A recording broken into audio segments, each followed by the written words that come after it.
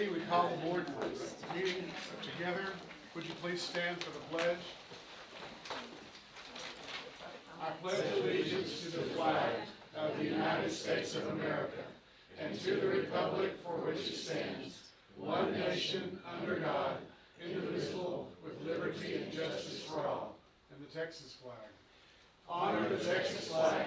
I pledge allegiance to thee, Texas, one state under God, one and indivisible. Mary Ann will lead us in a prayer. Let's pray.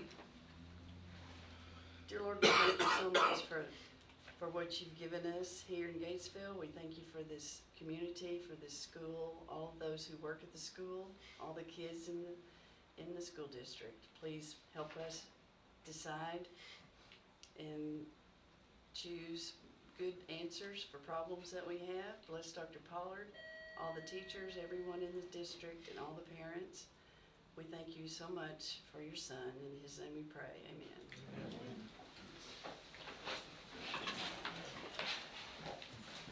Student spotlight. All right, well, we'll start with Tinley Winkler. Tinley, you just stay there for a second. I will give a short summary. So Tinley is a multi-talented young lady, and she's been doing all kinds of things in school and outside of school, from track and academics to some things even in outside dance and gymnastics. So right now she is a 7th grade student, and she is highly involved. I'll list a few of the things she's been in: UIL academics, choir, volleyball, track, cheer. She's read, this was the last 2 years, her Patriot Pens essay has been spotlighted at the Veterans Day ceremony. So she had to get up in front of all those people and read her essay. And so we're proud of her for doing that, very patriotic. And she's been doing a lot of things in track here recently. She was 1st place in pole vault, 2nd place in the 400 meters, 2nd place in the 4x400, and 4th in long jump. And at the Lorena track meet, she cleared 8.2, which is a personal record to win 1st place. Pretty impressive. I could do 8.3. No, I outside of school, she is in a state gymnastics competition in San Antonio, and she won 1st place all-around champion, 1st place on the floor, 2nd place on beam, 3rd on the uneven bars, and 8th place on the vault. So she's done all kinds of good things. Dad, nice of you to show up. We also have a couple things. Miss Penrod, her principal, said, I know that Tinley is being recognized for exceptional athletic achievements, but it's important to know that there is more to Tinley than just her athleticism. She's an absolute delight to have on campus. She's always smiling. She's been a great role model for her peers, an outstanding student, and even better teammate. Now, no doubt that Tinley's future will be filled with great achievements and success, and I'm certain she'll be sharing that big, beautiful smile all along the way. And then Shauna Martin, her junior high athletic coordinator and coach, said, Tinley is a coach's dream. She's extremely coachable, works hard at everything she does on and off the court and track. She's participated in volleyball and track. She transitioned to off-season where she trained daily with Coach Martin, working on running and speed development. And when she began track, she tried out for pole vault, long jump, because we knew of her gymnastic background. And so we quickly saw some impressive results to win district. Her speed, she was on all those different relay teams. And if her coaches could have snuck her into the triple jump, high jump, and a few more races, she would have been in those events as well. So high praise for Tinley. And we wanted to recognize you tonight in front of everybody. You ready for a picture?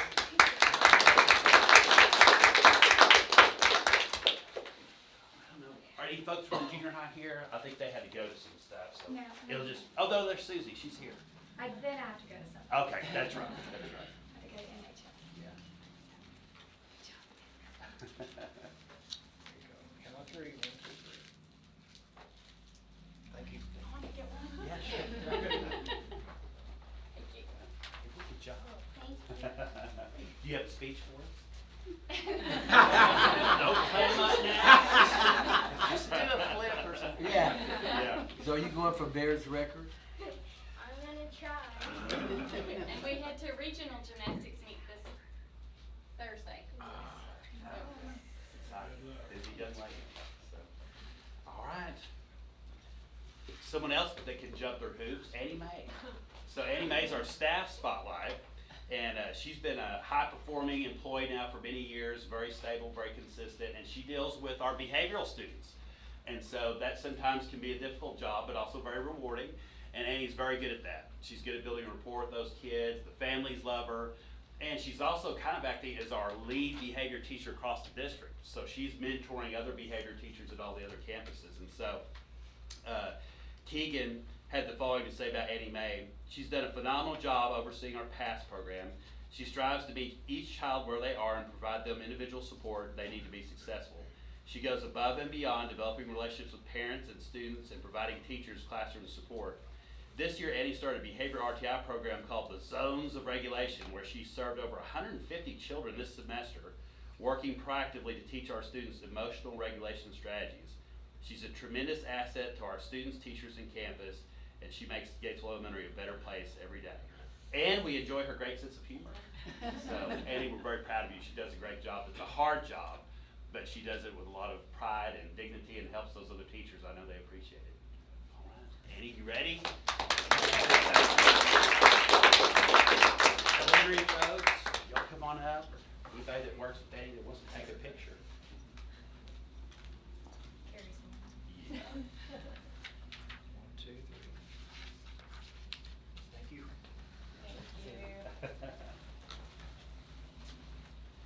All right. Gotta sneak up to T-ball.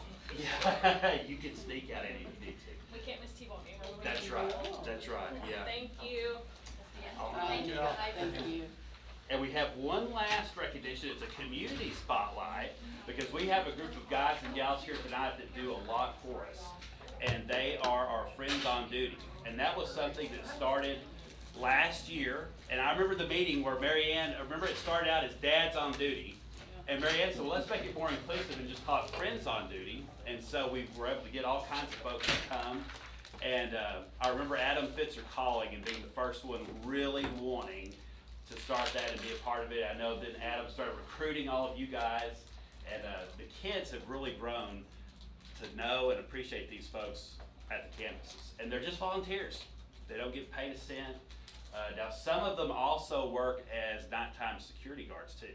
So they go and check doors and, you know, in the wee hours of the morning when sometimes we have some shenanigans go on, and so they make sure that the campuses are safe as well. And so again, you know, all of that formed kind of in the wake of Uvalde, and so these guys have done an exceptional job of being another piece of the puzzle of keeping us safe.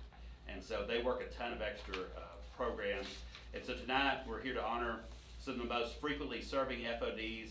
They walk the campuses, check all the doors, they monitor kids at the playground. It's very frequent that they spot something suspicious and then they call the administrator so we can go check on it. And that's probably one of the most beneficial things they've done.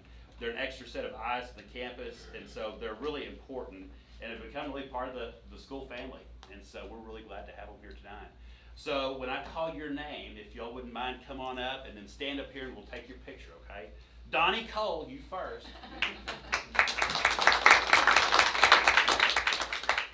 And I know not, thank you, Donnie. I know not everybody may be here tonight because some of them are traveling. Britt Clay. He's not here, sir. Okay. Lonnie Sizer. Not here, sir. All right. Leo Karina. Yes, sir.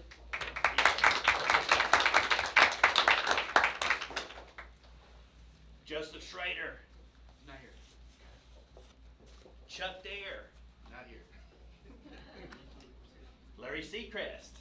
Not here also. They're out protecting the campuses. Thomas Boardman.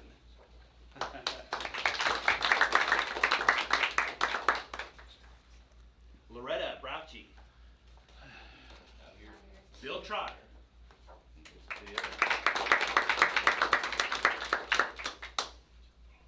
Christy Crozier.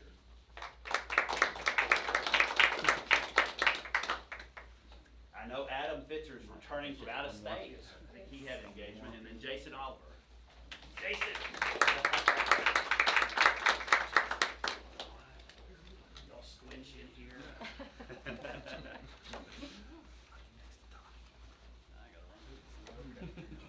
Count of 3, 1, 2, 3. Thank you. Thank you guys. Thank you. Thanks, sir. Thank you guys for coming.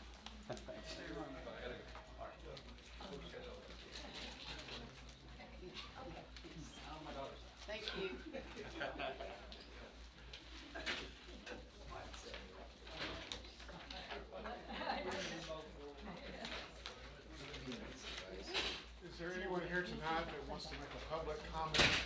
about an item that's not on the agenda? All righty. I think Eddie wanted to speak. Oh, He Eddie. didn't sign up. Okay. All Is it right. my turn? It's your turn. All right. All right, how's everybody doing? We're good. My name is Eddie Sherman. I'm a past All-State, All-American Commander of VFW Post 9191 in Killeen. For the last several years, Dr. Pollard and myself, we partnered together because every year the VFW has a nationwide essay contest. They have it specifically for 6th through 8th grade, 9 through 12, and the Teacher of the Year. And now is the time that the program is starting again. The deadline at our level is every year is always Halloween. No matter what day of the week Halloween falls on. Last year, we had a young man out of the junior high. I keep wanting to call it a middle school because I went to a middle school. But out of the junior high, he won at the post level, and that was some $300, and we were able to award him that. A young lady out of the Killeen, I always mess up the name, but the school that they go to when they're able to earn the college credits while they're still in high school. So I'll just call it the advanced school. She finished state, at the state level, 5th place, won just under $10,000. The young lady that did win at the state level came out with $12,000, and that person will actually find out in June how she fared against the rest of the nation, because the winner there will receive $35,000 for college. At the junior high level, it's only 300 to 400 word essay. At the high school level, it's a 5-minute essay. All right, every year I give the applications to Dr. Pollard, and I apologize for not having them. I actually just stopped on a fluke this afternoon at about 14:30. That's 2:30 to you guys. Because I was coming back from VA, that's why I have these shades on, and I said, hey, when is the next board meeting? She said, it's tonight. So, but by the end of the week, I will have them for Dr. Pollard. The theme changes every year. The information can be found at vfw.org if you go under community, and then youth and scholarship. And again, for the high school students, it's Voice of Democracy. For the middle school or the junior high students, whichever one category, 6th to 8th grade, it's called a Patriot Pen.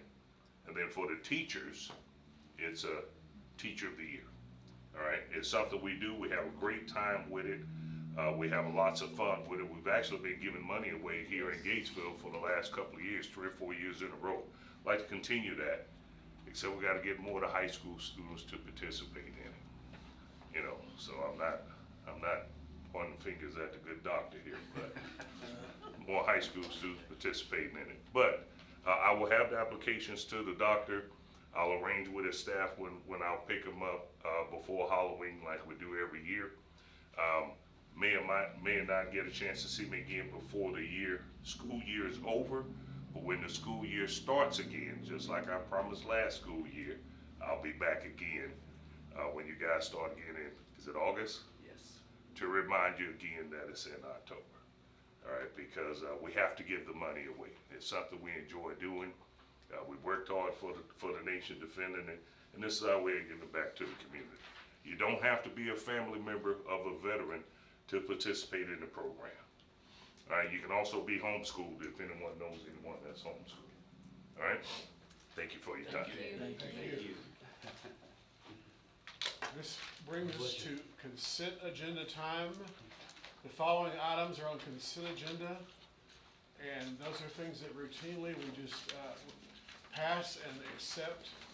Minutes of March 25th, financial statements as of March 31st, bills and payrolls for March, budget amendments to fund balance, vital signs report, and food service report, and summer school dates, and summer school tuition. All of those things are on the agenda for approval Does anybody want to pull any of those? Does anybody make a motion that we accept them? Okay, we have a motion from Cheyenne. Second. A second. All in favor? And it passes. Now it's information time, graduation lock-in. All right, it's hard to believe it's already time for graduation and lock-in. And so, you know, the impetus behind that is to keep kids off the street the night of graduation, keep them safe and not out into the wee hours of the morning. And so I have to commend Ms. Schoaf and her team at the high school. They did some really good programs leading up to prom as well. They had some guest speakers and assemblies. It's very powerful. One young man who was a great looking young man, and then he was in a debilitating accident. And I think it really resonated with the kids. I don't know if London went home and talked about any, but it was a really pretty powerful program. Yeah. And so really beating it into about the dangers of drinking and driving, things like that. So same thing with graduation. So we have some parents that lead that as always, and they're pitching something a little bit different to us, but it seems like it should work. They were, you know, noting that typically the event happens out of town, either at Baylor or the urban area clean, and our numbers of participation aren't great. And so what they're pitching is they're saying, let's do it here. Let's do it here in Gatesville to get the numbers up. And they also wanted to change the time from 11 a.m. to 2 a.m., 11 p.m. to 2 a.m., based on the feedback and the parents. They said, you know, the kids aren't going to be up all night. They want to do something for several hours, they get tired, and then they go home. And so the venue, students would ride the school buses from the stadium to the venue, return to the stadium on the buses. In other words, there'll be no parent drop-off or pickup of the students to the venue. And then they can't come and go from the lock-in. Once you're there, you're there. And they follow the same guidelines as if they were attending out of town in Killeen or Waco. The parents have plans to provide a DJ, karaoke, games, a 360-degree picture booth, and bingo for prizes. And they're also considering food options to feed the kids upon arrival.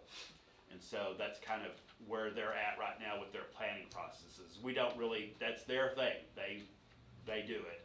And so they're just kind of keeping us in the loop. Liz, was there anything else they wanted us to kind of inform the board of? No, it was really just based off of interest. They want as many kids to go, but acknowledge that an all-nighter and you come back at 6 in the morning is a lot to ask of graduates that have been busy that whole week leading up to it and have family in town too. So I think it's a good, happy medium, especially if they've got the interest there on the parent side too.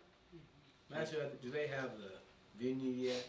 They're leaning towards Texas Station. It's got the indoor piece and then the outdoor and all kind of enclosed, so it seems like an ideal spot. That's a nice one.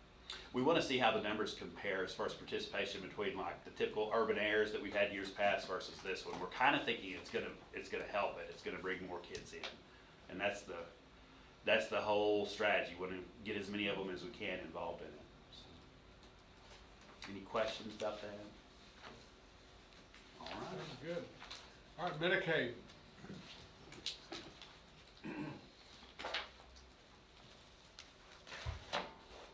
Board, we have a full house tonight.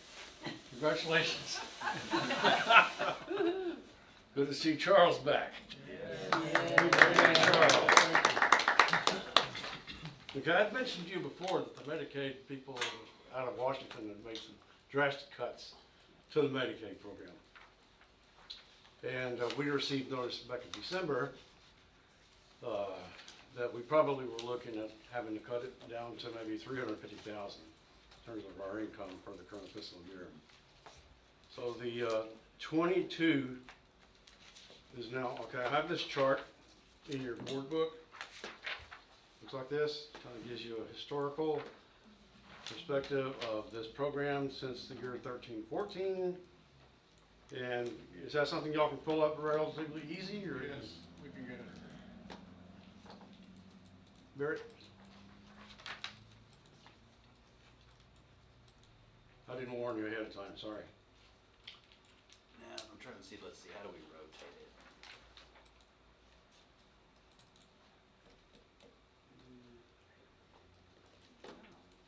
This is definitely a budget buster. God, Yeah, yeah. there we go. It's gonna make next year's budget interesting. You see that, Daryl? Yeah. Can you go, let's go around to the chart. I wish I had a little Pointer. pointer. If you have yours open, Here's the 21-22, one that we got the bad news on. And the final settle up gonna be like 185,000. Normally, we should have already gotten that, February or March of this year, but we haven't. And I'm not sure when they're gonna send it. But that's the latest number that we have for 21-22. So we already took out 300,000 out of our budget. And you'll notice in the budget amendments to fund balance this month, there's another 50,000. So we adjusted it down to 300,000. And then that's what we're gonna work on for our budget for next year. Will be at 300,000. So we just filed the 2022-2023 report. And interim payments of 119, 120, settlement, which should be due in a year, February 25, is now looking at 177. So that's for a total of 297. So that's right in there in that 300,000 range, which is probably where we're gonna be for a while, unless things change. So we have no option but to adjust our numbers accordingly and make do. So that's what we're gonna do. So that is the news on SHARS Medicaid. So that affects the budget amendment this month, reducing our income for this fiscal year down to the 300,000 range. And then in the budget preparation for next year, we'll also make that adjustment. Probably only include 300,000, which is really good, a good 400,000 cut. That's a big cut. So how are we gonna balance the budget next year? Stay tuned, folks. It gets exciting. Oh, we love budget. Any questions on SHARS? She knows the budget. I've always loved budget, that's all right. My wife hates budget. But You sound like somebody who's gonna be retiring soon. somebody else is gonna be responsible. But I'm gonna do my best to work the budget out before I retire at the end of August. And work on it now, work on it every day right now. So it's not doom and gloom. I mean, it's gonna be tough because that's $400,000 hit. Fortunately, we got that 3 penny. Well, if we hadn't done that, we'd be up a creek without a paddle. So. And we got some more kind of bad news. The property insurance is gonna be $520,000 next year.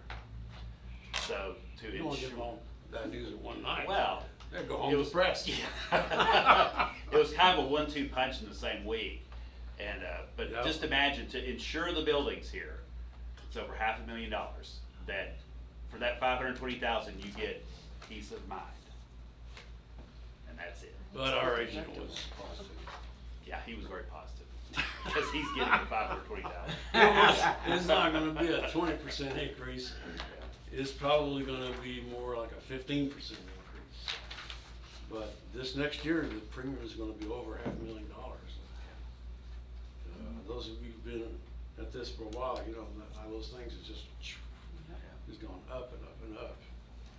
So yeah, the budget challenges for next year. Any Next questions one on is- this? This is an information item only, so there's no. Any further questions? All right, now we're gonna go to voting things.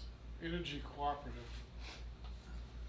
Okay, you're familiar with this. We do the Energy Cooperative through TASB. And we've been doing this pretty much every year. They're putting a pool together now. And they hope to have it done by the 1st of June of this year. And the pool is gonna cap at $2.75 a gallon for unleaded, $2.99 a gallon for diesel. And so we have given them the green light to go ahead and include us in the pool if it makes. So I have the letter of commitment in the board book here. And then we normally purchase about 36,000 diesel and 9,000 gallons of unleaded. So the total commitment on this contract would be 132,000 and some change. So it's, you know, it's a significant commitment or a contract. This represents about 6 refills during the year. And they're gonna max it out at, like I said, $2.99 for diesel, $2.75 for unleaded. This year, we were kind of underwater for the first 2 or 3 refills for this fiscal year, where the costs, the prices have actually been lower than our contract. And so I think like the first 3 refills, we've lost about 15,000. We would have saved 15,000 had we not had the contract. But this is really to protect the school district from, you know, unreasonable increase, which can happen anytime in the price of fuel. And since those first 3, it's down now to pretty well even with market in terms of what our current contract is.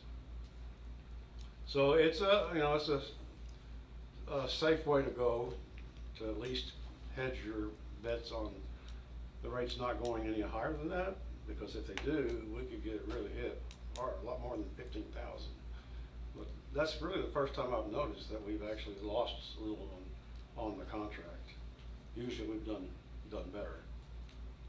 So anyway, we recommend that the school board approve a commitment for the next pool on the TASB's Energy Cooperative for a total of 36,000 diesel, 9,000 unleaded, for a contract of $132,390. That would start June and end the following fiscal year. I hear a motion. Okay, Mr. Hobson, do I hear a second? Any further discussion?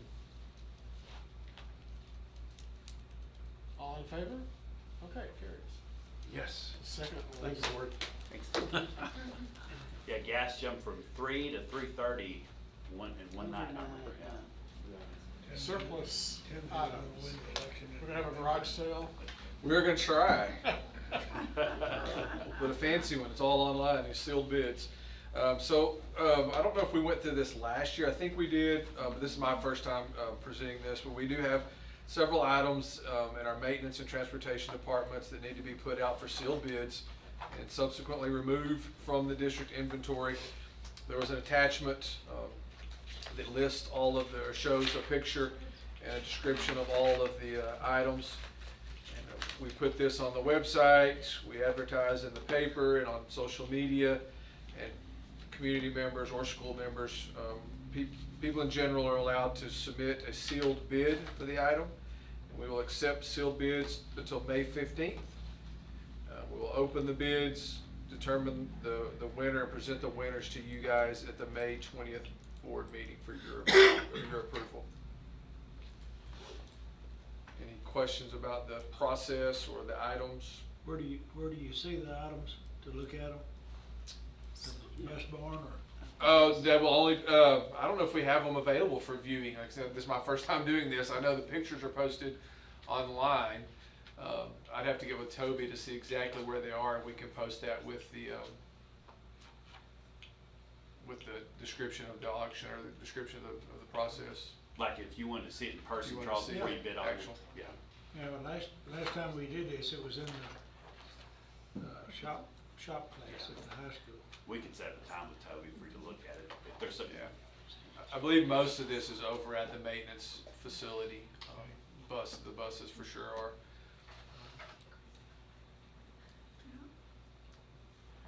If there are no other questions, my recommendation is to approve us going out for sealed bids for the surplus items in order to remove them from the district's inventory. Okay, Mary Ann makes a motion. A second? We got a second from Cheyenne. Any further questions? All in favor? Okay. There we go, we'll get that started. Substance abuse. If you remember last year, we had significant vocabulary and wording changes to our substance abuse policy. No substantial changes as far as consequences or the process, not last year, that was a couple of years ago that we kind of hashed all that out. But last year, we really worked hard on cleaning up the wording and clarification to make it a little bit easier to understand and remove discrepancies. And so this year, really, there aren't any substantial changes at all, really any changes at all other than the date and a few names on there to align with who's facilitating things.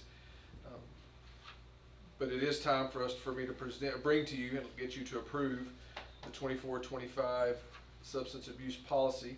Before I make the recommendation, are there any questions about the substance abuse policy? Yes, I just want to know, how did they do overall? Was there any issues with substance abuse this year? I can only speak in generalities, right? But we gave over 600 tests this year. I looked at the numbers before earlier this afternoon, and we had less than 10 positives in the district this year. So that better than what it was last year? No. Oh yes, it is much better than it was last year. I almost said that backwards, but yes. And I don't the numbers. It's way less than 10. I think maybe even less than 5. That's good. Any other questions about the policy and the practices? It's my recommendation that the board approve or adopt the 24-25 GISD substance abuse policy as presented in the packet. Is there a motion? Okay, Mary Ann, a second. Okay, Linda. Any further discussion? All in favor? Okay, Thank you. instructional material allotment. All right. Dr. Harper is with his dad this evening, so I was going to present this for him. This is something we do every year where we verify basically that we're teaching the TEKs and that we have the necessary materials to teach them. And so Dr. Harper's in charge of the instructional materials allotment. Mr. Alderson used to do that for the district, where you have a lump of money that you spend periodically over the biennium, the 2 years, and you do textbook adoptions and workbook adoptions and different things. And so we're again attesting that we have everything we need as far as teaching the TEKs, and that we are teaching all the TEKs. And so I'll go ahead and look at his recommendation. So basically, what we're certifying with this form is that the district's instructional materials allotment is used only for expenses allowed by TEA. And number 2, that for the current school year, the district has the materials that cover all the elements of the TEKs. And number 3, that upon request, the district will provide to the State Board of Education the title and publication information for any materials requisitioned or purchased by the district with IMA. So again, IMA has some little bit of tight restrictions on what you use with it, but they're pretty flexible when it comes to textbook adoptions and things like that. So my recommendation is the board certify the IMA TEK certification form so that we can submit it to the state. Again, we do this every year this time of year. Pretty run-of-the-mill. Do I have a motion? Linda, a second. Okay, Mr. Hobson, and any further discussion? All in favor? Okay, alternative attendance. You know, most campuses, they take their official attendance taking time around 9 or 10 in the morning. It's a little bit staggered for each of the campuses. But then every once in a while we have a group of students that don't fit in the mold, where they're not here in the morning. You can't count them present, and so they have to be counted present later in the day. And so those 2 special groups are, one, the afternoon session of the WINGS program, the ones that just come in the afternoon, but also that handful of kids that goes over to Temple College to get their Texas Bioscience Institute associate's degree. And so those kids sometimes aren't here in the morning to be for roll call. And so we would propose an alternate attendance taking time for both the afternoon WINGS and the morning TBI students to be 1:15 for this coming school year. So for both groups, it'd be 1:15 would be the official attendance taking time for those guys, because they're gone in the morning. Now I hear a motion to accept that. Okay, Charles Alderson, a second. Okay, Mary Ann. Any further questions or discussion? All in favor? All right, out-of-state trip to historic Boston. Let's see. First MOU. I'm with sorry, Freedom Range. Yeah. So another thing that we do it used to be on a once a year cycle, now it's once every 3 years, is Freedom Reigns is a counseling group in McGregor. And we know those ladies and gentlemen that work there pretty well. And all the previous years, there's a caveat tonight. Previous years, they've simply billed Medicaid or the student's insurance to be reimbursed. Ms. Rockwood came to us this year and said, well, I've got some other expenses and I'm gonna need to have some sort of supplemental income from the district too. And so Mr. Frazier then began his extreme haggling with Ms. Rockwood to make sure we got a good deal on this, because we recognize that the mental health thing is very important. We have Starry and MHMR and all these different entities that come in and do stuff with the kids. And so Freedom Reigns is really good because they do stuff above and beyond what our counselors and social workers have the time to do. Some pretty heavy hitting type things. I asked Ms. Rockwood, I said, what's probably the biggest thing you see with our kids trend wise? She said, death of a parent. And so that's a hard thing for a lot of our kids that experience that. And so they need this time with the counselors. And so basically what we came up with, or what Daryl helped us come up with, was that the monthly billing will not exceed $1,200, and payment will not cover the cost for more than 50% of the total students being seen by Freedom Reigns. And so Daryl, you felt comfortable with that payment structure, that it was not overly exorbitant. Medicaid reimbursement rate. Mm-hmm. So basically what's happening is that she has a lot of staff members that can't bill legally. And so she's got these people on the books that are helping our students, but maybe they're not full-blown counselors yet, they're interns. And so she wanted to somehow pay them something so they're not just destitute while they're working. And so that's where this came in at. So my recommendation would be the board approve the MOU with Freedom Reigns Counseling so that our students will continue to have access to additional counseling services through 2025. But I wanted y'all to be aware of that caveat, that there is a little bit of a payment structure now to it. Can I hear a motion? Okay, we got a motion from Cheyenne, a second from Linda. Any further discussion? All in favor? All right, now Boston. Well, I thought Bonnie was gonna be here tonight to present this. I think she got invited to NHS. One That's of a- the seniors is recognizing her, but I can. That's a poor I can chime in. excuse. No, yeah. Well, Bonnie's real excited, and we'll just give you, this is just a very preliminary idea that she had, and she's really excited about it. She has been toying with the idea of taking her students, a lot of the world history and American history students that she has, to something that's out of state. And so instead of going out of the country, she said, you know, there's a lot of things in the historic Boston area that she would like for the kids to be able to experience. And so she surveyed her students and said, now, how many of you would legitimately, earnestly try to raise money for this, to send yourself on a trip? And she said about 80% of the kids were sincerely interested. Only about 20% said, well, we're not interested in doing that. So she's been in communication with a representative from EF, which is a tour company, and she received a quote for a 5-day historic Boston tour in late May, early June of 2025. And so the quote is $27.39 per student and $31.19 per adult. And so if approved, Bonnie would like to begin fundraising ideas, which also includes submitting a grant idea to the foundation. But there's a short summary there of what all they would do. Day one, they would explore Charlestown, visit the New England Holocaust Memorial.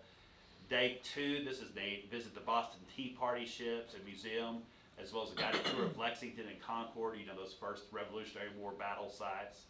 Day three, more museums, a guided tour of Boston and Cambridge, a Lobster Tales boat cruise, a theater performance. Day four, students would visit one of Salem's witch museums, that would be neat. The House of the Seven Gables, and take a duck boat tour. And then finally on day five, the students would tour Fenway Park and visit the Museum of Science. So they jam-packed a lot of things into that 5 days. 2,700 would be, you know, somewhat of an obstacle or goal for the kids. They'd have to, you know, do a lot of fundraising, but they would have, you know, a year or so to start trying to get that together. First initial thoughts about that? How many? Yeah. How many students? How many students? So there's like an adult to student ratio. So I think it was for every 10, they would need to be an adult, and then for every 10 more that you sign up, it's somewhere around 10. Another adult can travel for free. So there's an advantage to recruiting more students, because then, you know, you can bring along another teacher. Do we have any idea how many students that possibly could be? Well, like he said, when he told them, there was a lot of interest. I think the way the program works is there's a bit of a down payment done, so then you're working towards having it all paid off by the time you travel. I I think that makes it a lot more attainable for the Right. kids that might not have a big chunk all at once. The great things, you know, that I heard is that the itinerary is completely facilitated by the program, so there's no responsibility on Bonnie, you know, additional responsibility there too. The planning from sun up to sundown, everything that they do there. I think what drew the most interest was the fact that this is things that they are studying in class, and then to be able to have the chance to go and see it in person, just was a huge attractor for them. A lot of them, when they go and take vacations with their families anyways, they reach out to their teachers and they're like, I went here, you know, I made sure my parents let us stop there. So I think that's where all of the excitement is right now. And conversely, a group of them went somewhere relatively close. I want to say it was like San Antonio or something, and they remember Bonnie commenting on how so many of them have never been out of the county. We have some students who, when they've gone to like Austin and stuff, they've never crossed a street like with a crosswalk that Yeah. says like walk now. It's just that whole idea of being in a big city. Because there was a teacher that took a group of students down to UT campus a couple of years ago, and they were just in awe of the way the dynamics of the city life works. So she's really wanting to take what they're learning in class and go beyond. How many kids does 80% equal? Bonnie has, I think, 3 or 4 sections of world history, so it would probably be around 60 kids that she polled. And they fly? Yes, they would fly. And then charter buses to get to and from locations as well. Hotels all booked in and bundled in there as well. Would this include the graduating 2025 class? She wanted to leave it open to them as well, especially having had them. She asked them for U.S. History honors kids too. But yeah, next year the summer of 25 would be when she wants to do It's it. current sophomore and juniors now. Yeah. It's a great experience for them to see where history took It reminds place. me of the DC tours from back in like 93, 92. Yeah. Does this conflict with the choir trip that's planned? Do you know when it's planned for in 25? I don't know for sure, but we can look that up. I might even have a date as to what she was aiming for. May 31st through June 4th. So pretty much straight out of the chute after the end of next school year. But do you know when the choir? Oh, the choirs, I could see if it's on the calendar. Seemed like choir was going in July. I don't have their date on my calendar. And since Bonnie's not here, I mean, I don't know how imperative it was that we approve it tonight. We could always table it and have her come and present it in May. I don't think that would create much of a hassle. There's gonna be a parent night coming up, where a representative from the company will come and kind of share the logistics and how it all works too. How would we Next not month. approve it though? Like, what do you mean because of the date? Do y'all have any consternation about it, or do you feel good with the premise of this trip? Mary Ann's trying to say something. Go ahead. As far as fundraising, I always think of that kid that thinks, there's no way I can get that much money. That's why she was No wanting way. to run it through the Education Foundation to see if she could get awarded like a set amount and then divvy it up almost like scholarships. If there were students that, you know, met all other criteria but just couldn't afford it, maybe a sort of application, and be awarded a chunk of that scholarship through the foundation. But the service or the money-making, things they're doing, projects, it doesn't depend, you know how it gets. You work 3 hours, you get this much credit if a percentage of our money that we've collected. Is that, how do you make that I think fair? it's individually raised by each student. Each student has to raise his or her money. Through opportunities that she provides. Well, they can be through like family members, or I don't know if they've got a job. The way she saw to try to help the students that might not be able to afford it was through the Education Foundation and applying for a grant. So there aren't any group projects they're Okay. doing to earn money. Just because there's not like a budget or an activity account to fund it. Yeah. Yeah. But the way she was kind of thinking of it, rather than asking your parents for birthday money or, Christmas gifts, contribute to my trip instead. I think each student ends up with an online account that goes, that's where the funds go through if they're gonna make payments. Oh, I would just hate for that 20% who said they wouldn't be interested. If they're not interested because of the. They don't have vendors. any money. Yeah. We That's hadn't talked about group fundraising, I mean, it doesn't mean that we couldn't, you know what I mean, to try to help those that really wanna go, but can't afford it.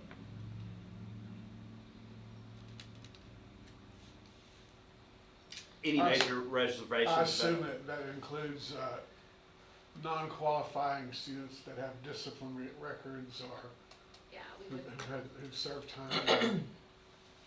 we hadn't talked about what our screeners would be, but typically that is something that we take into consideration for, you know, field trips. And I'm like Mr. Hobson, as long as it doesn't interfere with the choir trip, because those kids have already got a lot of money into it, and I know some of them are in her classes. I just got confirmation from Mrs. Wells that that's May 29th through June 5th, so it's So there's exactly, direct overlap. exactly when, yeah.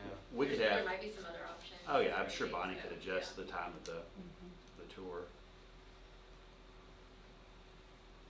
That's why it's good that we do it this early. Yeah.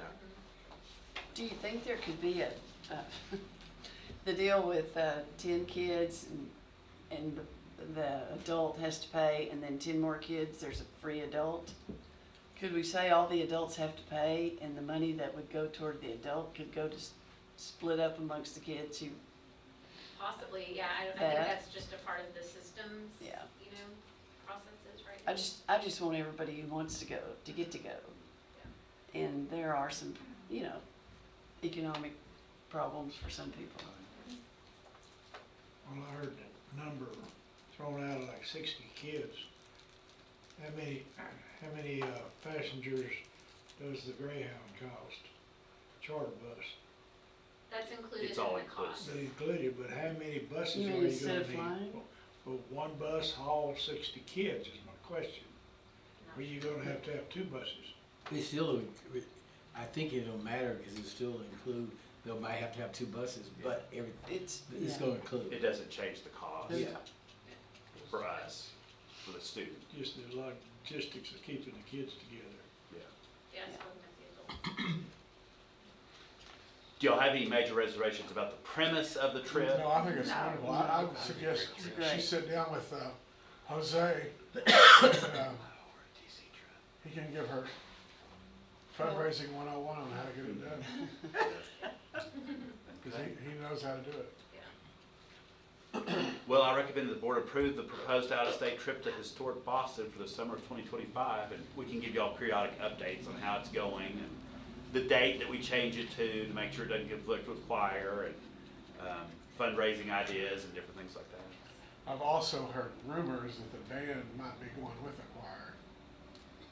So that was something Right. they were looking at. Mhm. So it could be even more students that are involved. So Yeah. it could- Well, that would be my next question. Is that gonna come in conflict with the band trip that they take every so many years?